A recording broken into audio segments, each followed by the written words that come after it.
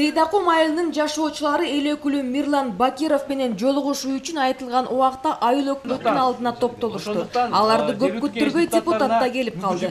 Куру сөздү айтып элдин убактысын албайм деген депутат бул аралыкта Өнүгүү Прогресс саясий партиясынын жана жогорку кеңеште өзү демилге көтөрүп аткарылган иштер туурасында элге маалымат берди.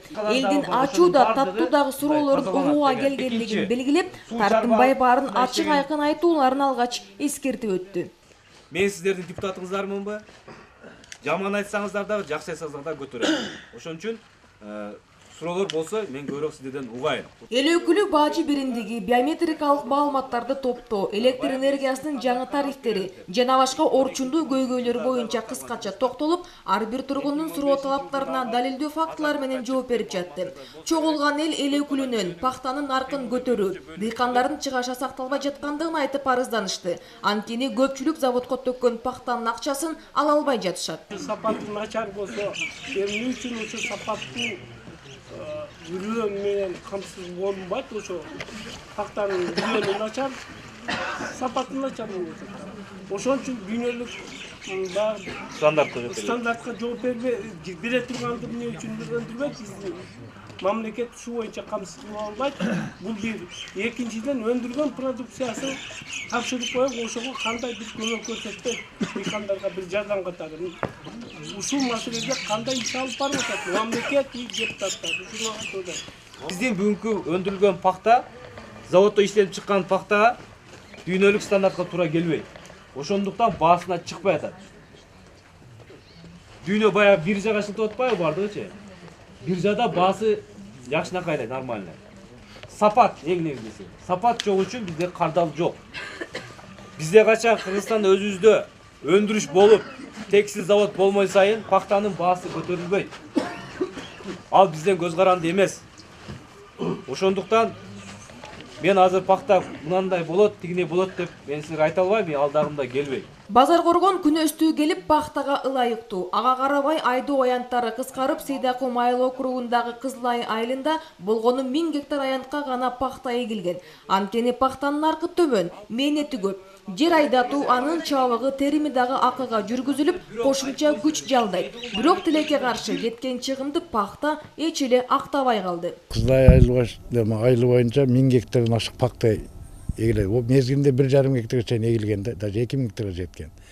Жылдан жылга пахтанын эмеси төмөндөп кетти. Себеби пахтанын наркы төмөн. Кызматы көп. 1 гектар жерди 2,5 миңден айдап атат. Bir kültivatörü 1000 сомдон. Чигитти издейбиз аябай урук оймагыл үчүн. Жок андай эме. Бизде жанакы үрөн чарба дегендердин мындай пахта үрөнүн камсыз кыла албайт экен да.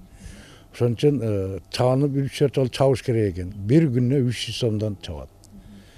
Жыйынтыгын эсептеп келгенде, баягы кеткен расходуңда каптабай калат да. Ошон үчүн элдер пахтаны арзанда тапшырып атат, тапшыргандар акчасын алып атат, заводдордо акча жок.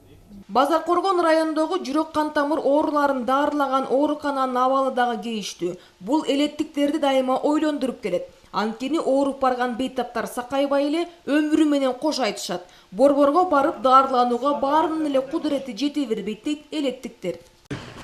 7'den başım söz söylüyorum. Bu açık söz. Kadr yetişmeydi.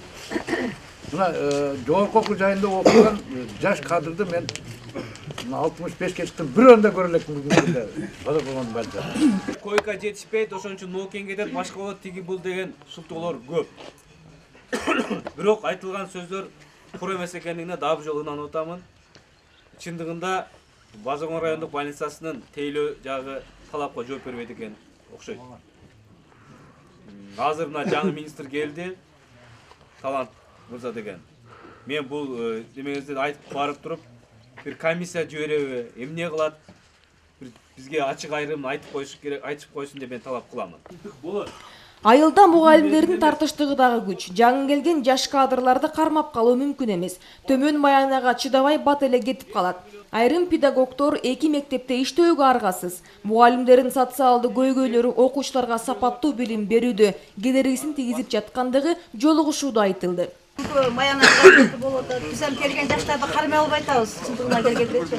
Анан азыркы мезгилде жаңы министр келди, бирок бизде эч кандай бир маалымат боло албай атат. Мугалимдердин маянасын көтөрүү боюнча министрдин дагы бир көтөргөн маселеси көрүнбөйт. Анан парламентте да ушул Каныбек Осмоналиев бир канча жолу көтөрүлдү. Анан жакшы жагдайдагы жака оп кеткен маалайлар байкалбай атат да. Анан эми бажыга кирсе, кымбатчылык болсо, ушу мугалимдер кандай жашоо болот, ушу келечекте айлык маянадан көтөрүү боюнча бир прогноздор барбы сизде? Министриңиз менен Канат Сыдыков менен кабинетке кирип мен сүйлөшүп өткөндө ал киши мындай деген. Биз кайра баягы стандартты кайра алып келебиз.